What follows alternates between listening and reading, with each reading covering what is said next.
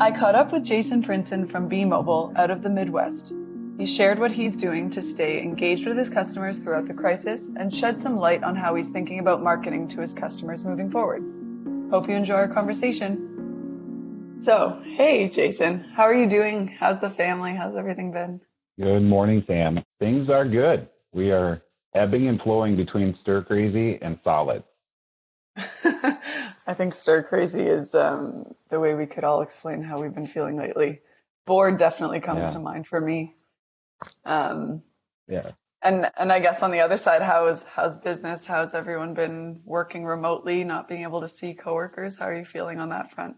You know, everybody's reacting in their own way, it seems. I think for the introverts out there like me, a little work from home space is okay, but we're still trying to remain connected best ways we can. We got our corporate office flip-flopping back and forth between working in the office and working remotely, and then our frontline staff they're all out there, so they're getting the same amount of interactions amongst themselves, maybe less customers, but they're doing okay. Sales are for sure down, traffic's down, as one would expect, and everyone is aware, but plugging through. Yeah, it's interesting that you say everyone's kind of reacted differently, because we're definitely seeing that on our side. Some people are really great at working from home. Others are going insane. We have a colleague who's made really good friends with her goldfish treats and acts like they're characters and friends of hers. So that's definitely a good point. And I guess when you talk about stores, obviously, traffic's down, sales are down, which is a given, but how have things changed on a daily basis and people's routines? Like, what's been affected there? You know, I think I've said more than once in the recent time, every day feels like a week.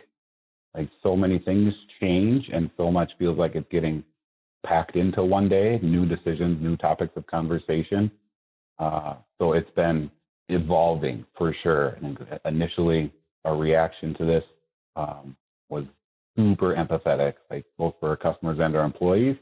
And then that just is continuing to evolve like into this new normal and whatever that's going to look like someday. But the one that we're operating in has required our conversations. And that's what we've been prioritizing, is just this open line of communication with all, both our customers and our employees, to see what's changed and to make sure that we're communicating what they need to hear and answering the questions that need to be answered. Yeah, I guess that makes sense. I mean, have you noticed a big change over the last few weeks in customers and how they're acting as well as employees? Yeah, again, everybody reacts differently. I mean, we get the customers that'll come into the stores totally oblivious to any social distancing asks of them. And then we've got customers that we're interacting with over the Statflo platform or any of our outreach, and they're terrified of being in a retail environment. So, like I said, we've been promoting this level of empathy with our employees and just to be aware of what every individual interaction looks like and react to that appropriately. It's really cool, though. I mean, some of the stories that are coming up we've been titled as essential service, and that's proven to be true in some of the interactions that we get to see. We read through some of the Statflo text and people showing such appreciation for Disney Plus or being able to FaceTime with their family on the other side of the country that they may have visited or something like that, or even the other side of the city where they're not touching each other anymore. Right. You know? So there's been some really, really cool stories coming out of this too. And that's, I think, what keeps everybody going for sure.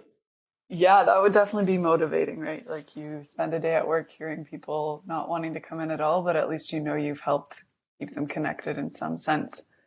There's plenty of outlets and resources to hear all of the bad news. So we're very intentionally trying to highlight some of the good news too. I could not agree more. Bad news is not hard to find right now, so it's nice to see some shining light.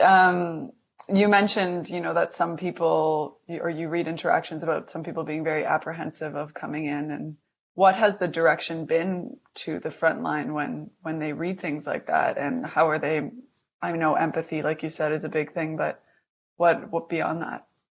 Yeah, when this started for us, I'd say we promoted the empathy, and then it's continuing to evolve. Like I said, we want to still stay attentive to our opportunities to provide solutions and not just maybe fix a problem all the time. So we're asking our teams to listen, ask as many questions as possible to identify the root cause of any concern or something in those interactions, and then promote whatever is appropriate. So if we do need a customer to come into the store to help them, letting them know what measures we're taking to keep the environment as safe as possible, that we're wiping down everything all of the time, that we'll stand 6 feet away from you.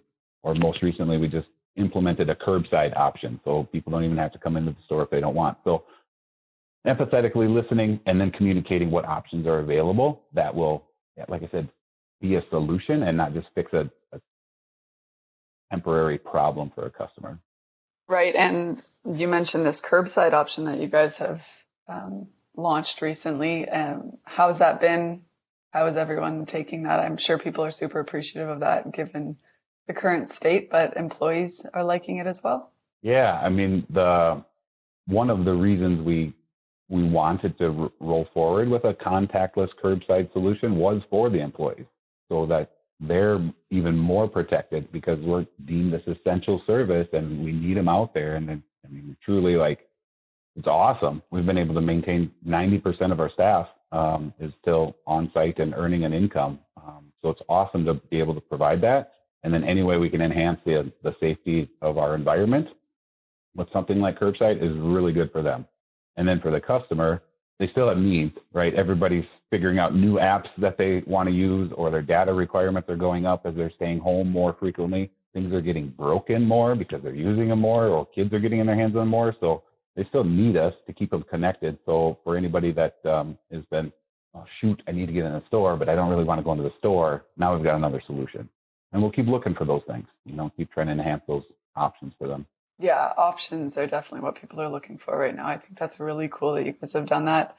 Something you said earlier was, you guys have found really good conversations that you're sharing internally, I imagine, to keep people motivated and show that you're making a difference. Is there anything else that you've done with your team to try and show recognition and appreciation and things like that at the moment, different than normal? So different than normal. We have done probably a lot of the same systematic things. Last March, when this social distancing thing came in play and shelter in place, we were in the middle of one of our major sales contests for the year.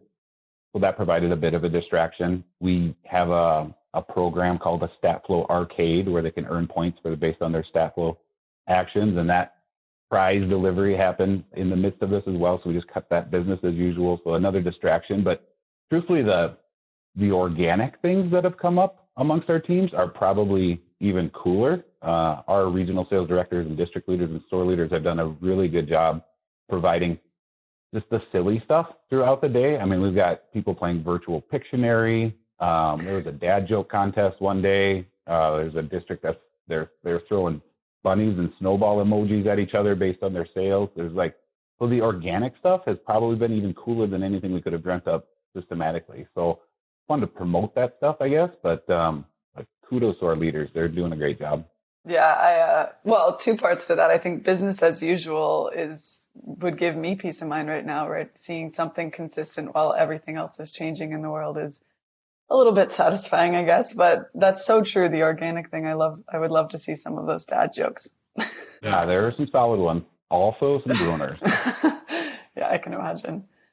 And so generally, obviously, there's one feeling at the head office. And are you noticing a big difference between how people are feeling and acting at the corporate level or the head office as opposed to field leadership and the team in the field? Sure. I mean, there's going to be a spectrum of sentiments for sure. We have tried really hard at keeping the lines of communication open. A lot of touch points with our district leaders and them checking in with their store leaders just to see what concerns that they're struggling navigating. Our HR department, award-winning. I mean, they've been so available to help people navigate some of the decisions in leave of absence options or staying on staff and accommodations. Like, they've been really, really good. I think overall, our leadership team, we've done our best to be decisive without being hasty. So at times, I'm sure there's a sentiment like, when are we going to hear an answer to this? We've been so diligent in making sure that we're making decisions that put us in the best position long-term and aren't just reactive to a one-off situation. So yeah, spectrum of sentiment for sure, but we're doing our best to communicate through them. Interesting, making decisions and not being hasty, I think, is so important right now. And it kind of brings me into where I wanted to head from here, which is what does this look like in the future, right? Like obviously you're trying to proactively think ahead of decisions now need to last for months and months. What do you envision life and business and BeMobile in the next few months to be like? When I started in this industry, my perception, and I believe even the consumers of the cell phones were, this is a very discretionary option. Didn't necessarily have to have it. Like I feel like I was selling Fruit Ninja on a tablet. Like that was convincing people to buy it because it was fun, And it kind of evolved. And I think, again, my perception and even consumers' perception turned into more of a utility, like necessary evil. You got to have a phone. And now this evolution into being deemed an essential service and people realizing how dependent they are on the opportunity to connect with so many people in such a variety of ways. Like that'll probably change people's outlook, both when they come visit a store and then I expect our sales partners' outlook when they're communicating a solution. So just watching that happen will be interesting to me, as it has happened over my career. And then just some of the skills that we're picking up in the middle of this is going to be super important. I really want to be better at different things after this than when we started. So better at talking on the phone, having a good phone conversation with our employees, with our customers, because we're doing that so much more. Better at greeting at the door, because we're doing that more now, so that we can help guide the person or customers to the right safe spot in the store. Yeah, we've been trying to use that term a couple times here, but sell solutions or provide solutions, not just fix problems. Right now, we're doing it so that a customer doesn't have to make a bunch of return visits, right? We want them to get their thing taken care of and then go back to a socially distant spot or a quarantine spot. So that behavior, if that can last past this, will be super important. And our leaders, this is going to be quite a line on their resume in 10 to 15 years, the fact that they led through coronavirus, So being able to empathize and connect with employees on a different level about different things and still try and drive results in this environment, that's quite a skill that they're honing. So all of those things combined, will be a bit different, and I want to be a bit better because of it, for sure. Yeah, my biggest takeaway from what you just said is to come out stronger and with new skills and, looking at the positives of what this is bringing for your team and your business is a really good perspective, I would say. Definitely a juggling act for a leader, so I can only imagine. Our opportunity comes when someone's circumstance changes. It's either a new phone is out, so that customer wants to take advantage of that, or a kid has a birthday, so their circumstance changes and now they're ready for a phone, or you break your phone and that circumstance changes and now you need a replacement. A lot of people's circumstances are changing right now. There's 6 million people or something filed for unemployment last week. There's going to be a lot of people starting new careers soon, or family dynamics are changing. Like all these circumstances are changing. So it's just going to be super important that our customers know that we're here and what we have to offer when their circumstances change. Sure. Yeah, you guys are for sure the solid, consistent thing with ever-changing things. That's for sure. On the marketing side of things, how do you expect to move forward? What are your thoughts on things that you may implement in the coming months? We're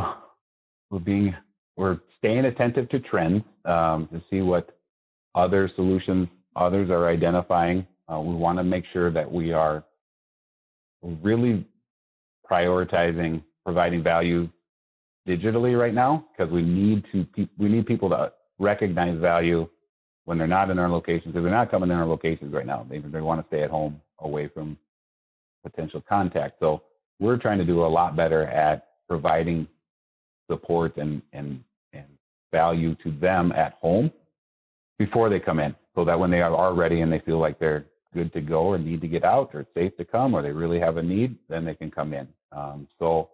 We have so many parents at home that we're not expecting to homeschool. So we just started a series to provide some guidance and best practices, different things that can make that transition a little bit easier as they're figuring it out.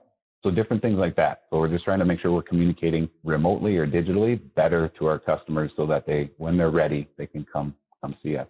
Yeah, I saw something you guys had posted online about homeschooling. I thought that was very cool. Obviously not necessarily your core business, but any way that you're able to help and provide solutions, that definitely stays on trend. That's an interesting phrase that you use, core business, because families and heads of household are very definitely within our target market. And, the core processes that we have in place, the purpose that we've identified for being in business, our purpose is defined as to grow as a team while connecting our communities. I'm glad we've kind of predefined a lot of these core things before coming into this, because that has provided a lot of structure and the ability to make decisions that we're super confident in. So this is interesting that you use that term, because that has been super helpful throughout this, is being able to stick to our true selves and make decisions accordingly. Yeah, that's very cool. I think a lot of businesses could take advice and hints from what you guys have done. I love the way that you're going.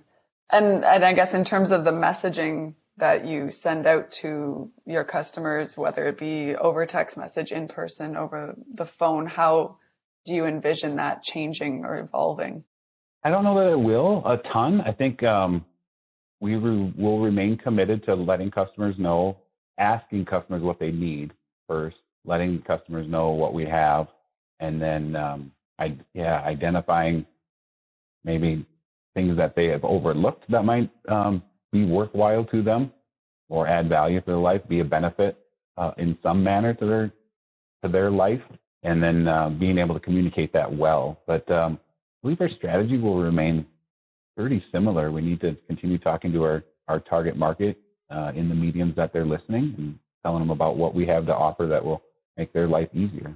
And I know you guys are always very thoughtful about the messaging that you do send out, and it's never, at least in my opinion, very salesy. It's super conversational, getting to know people and what their needs are generally. And so now more than ever, I think that's really important. I can understand the consistency. And that would be a reflection of the process that we expect a customer to experience when they come into our store. We expect to be very conversational, all about them, get to know them. And we want that to translate, specific to Statflo. We don't want our opening line in a text message to be, hey, have you heard about this promo? Yeah, not about the promo, it's about the customer, So I still think my most favorite Statflo campaign ever was when we were informing people that Disney Plus was free for a year. And our question was, who's your favorite Disney character? The cool conversations that came for that were so fun for our customers and for our employees. So we'll keep finding ways to open those conversations up in that conversational about the customer way, for sure. Well, and I was even thinking, if I got a message like that today, since I'm stuck at home and, loving interacting with anyone that calls or texts, I would happily let them know about every Disney movie that I love. And right. It's just cool. You're connecting with people in a very different way than they're used to. And I think that goes a long way.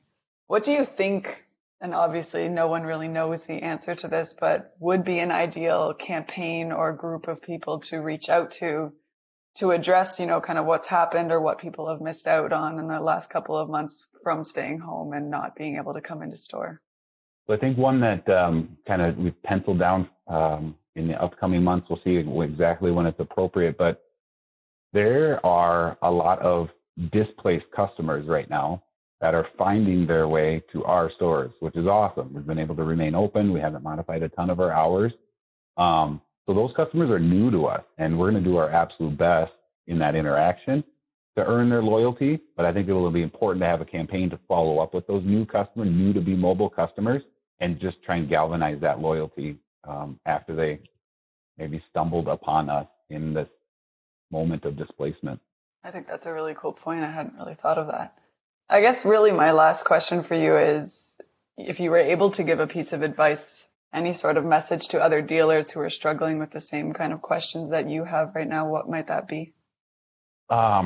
We just spoke with our data call with our district leaders last week, and we were working through this new normal as it normalizes. And I think the one point we were really trying to drive home is make coronavirus worth it. We may be going through hell right now, but don't stop there. Keep going. So these new skills or enhanced efforts or identifying new revenue streams, whatever it is, I really want to make coronavirus worth it and not just live in this hell and suffer through it. So any long-term decisions that you can prioritize, I think will be super valuable to the business once we get out of this deal.